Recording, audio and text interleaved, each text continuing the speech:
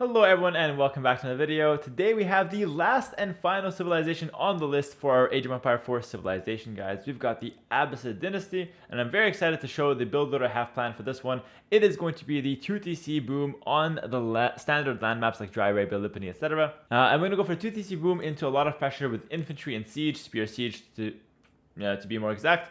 But if you need archers and crossbows, those are totally fine as well, because Abbasid can build siege without needing siege engineers, and they can build springalds and mangonels for absolutely free with their units. That's really good. Well, the units, the siege isn't free, but you don't need a tech for that, so that's pretty good. All right, so let's go ahead and hop into this one. We got Abbasid.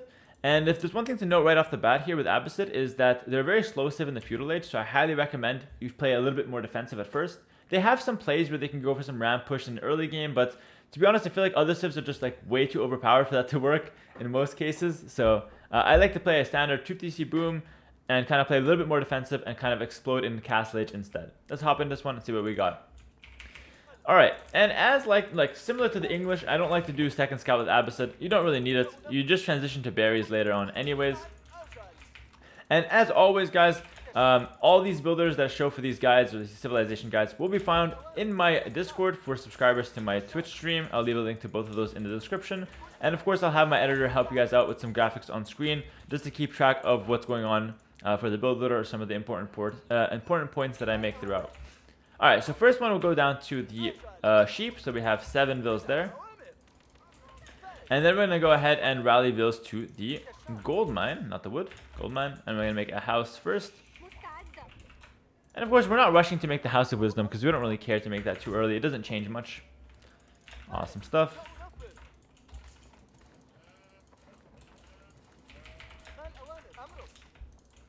I'm going to send 3 villas to gold.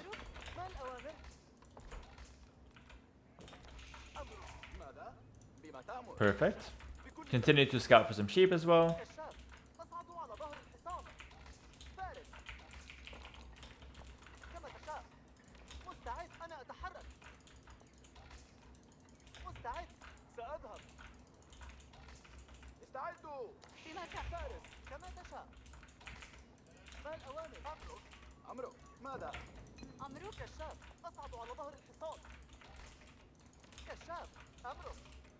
Okay, so now we can go back to the wood.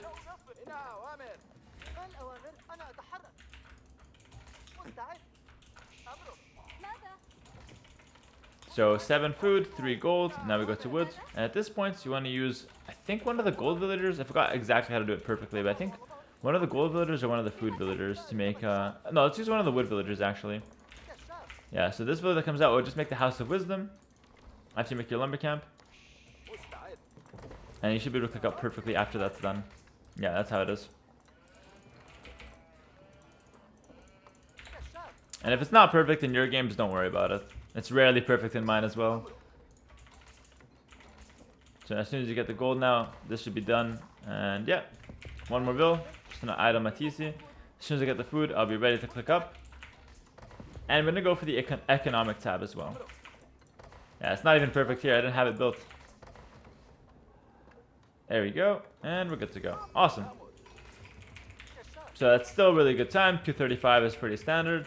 And from this position, you want to immediately take a few bills off of your TC, off of your hunts, and leave only 4 there. Send the rest to wood, and I'm going to go with the rest here to gold and take to stone and take 1 vill off of the gold, make 1 house, and then go to the stone. So keep 2 on gold and keep only 4 on sheep. It's very important to do this changes because that's going to let us afford the 2nd town center in the feudal age.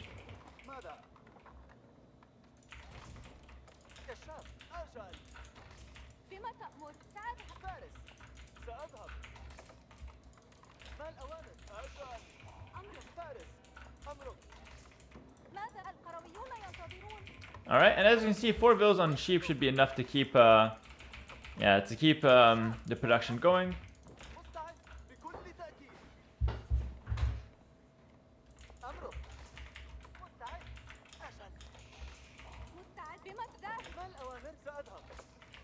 And you want to rally up to, I think 6 or 7 on stone should be pretty good. Let's say 6 on stone.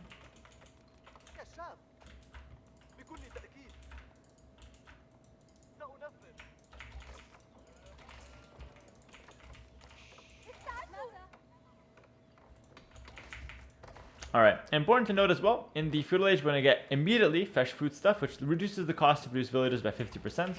Not going to idle for that scout. Keep things rolling.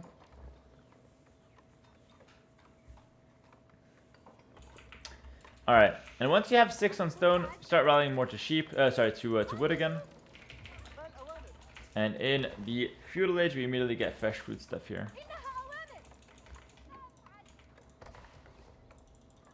Awesome, immediately get that one, and then you should be good to go. Let's rally to sheep, actually. Let's rally to sheep instead of wood. There we go, and again, minimal idle time, which is very nice. And as soon as we have enough stone for the second town center, we're going to go ahead and place it. Find a good position for it. Let's say, I'm going to use my wood villagers to make it right here on the wood and the berries. Use our gold villagers to make a few houses now. Just a couple, because you don't want to make too much. You want to get that second TC first. And then we want to get some houses, enough to get the Golden Age Tier 1, which gives villager gathering rate plus 10% for all resources, which is very good. Alright, so I got enough stone now. Let's go ahead and use my wood villagers to get the town center. Don't do it too far from your main town center, because you need them to protect each other, because we're not going to have too many other defenses for this kind of build order.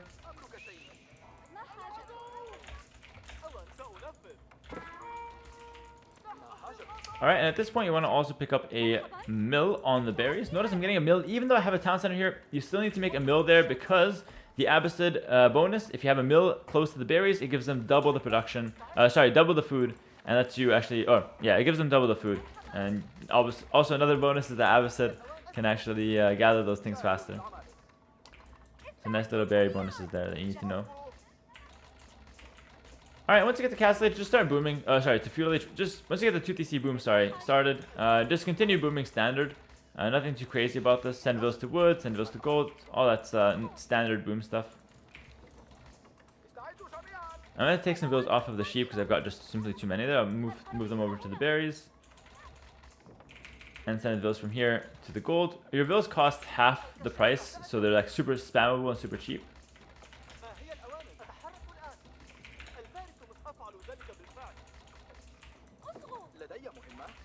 And you want to also pick up wheelbarrow here.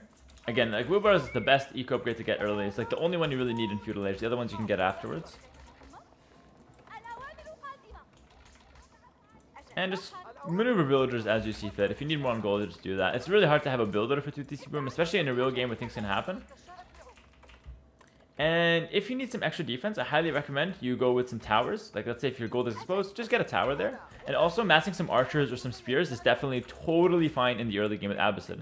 Like, once you get 2TC, feel free to commit as much as you want to military here, because it doesn't slow down your income anyways. It just like kind of protects you and makes you feel a bit safer at home. So just pretend our opponent is rushing us with like some... If your opponent has like knights, you go barracks. And you want to get the Golden Age structure anyways here. So building like things is actually good. You want to get all the way up to the Golden Age tier 1.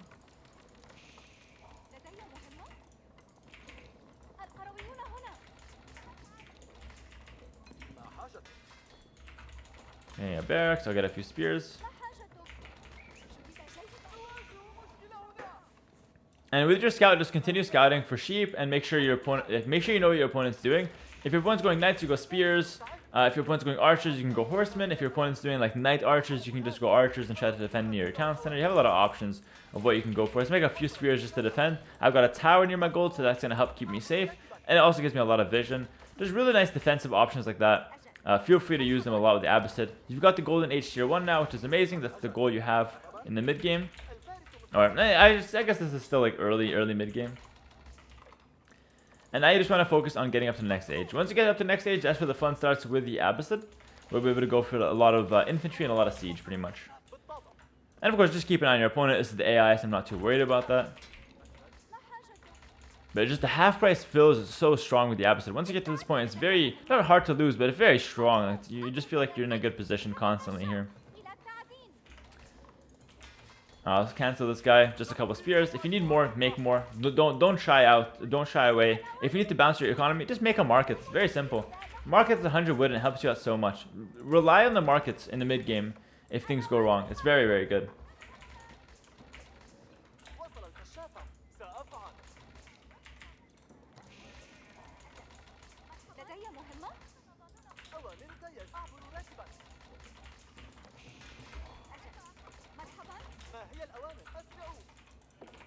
Alright, let's remake my lumber camp. And again, whatever you want to do flies at this point.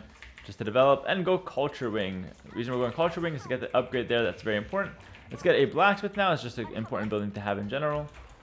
And at this point, you have a very important decision to make. If you want to have spears, you continue making barracks and you get your upgrades. You get your phalanx and you get more barracks down. I like to go up to like 4 barracks. I think that's a really good number at this point to explode with.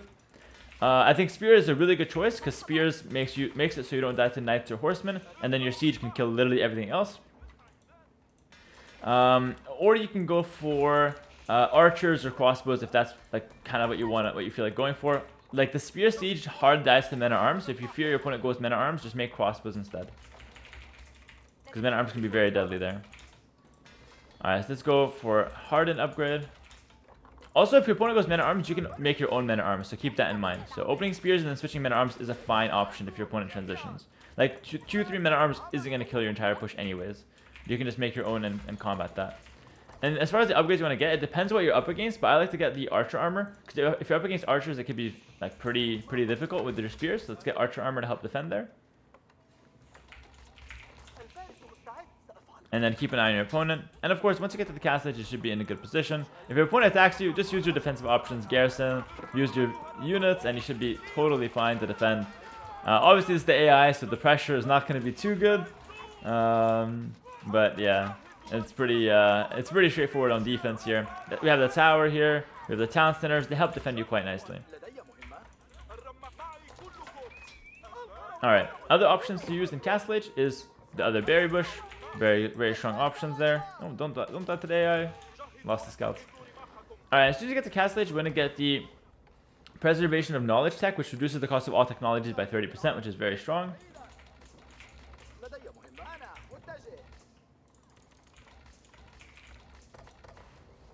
Alright, let's go ahead and pick that up. Awesome. And then we're going to go ahead and pick up the upgrade to Veteran. It's okay if you don't get the discount on that one. It's fine. It's very important to get that one.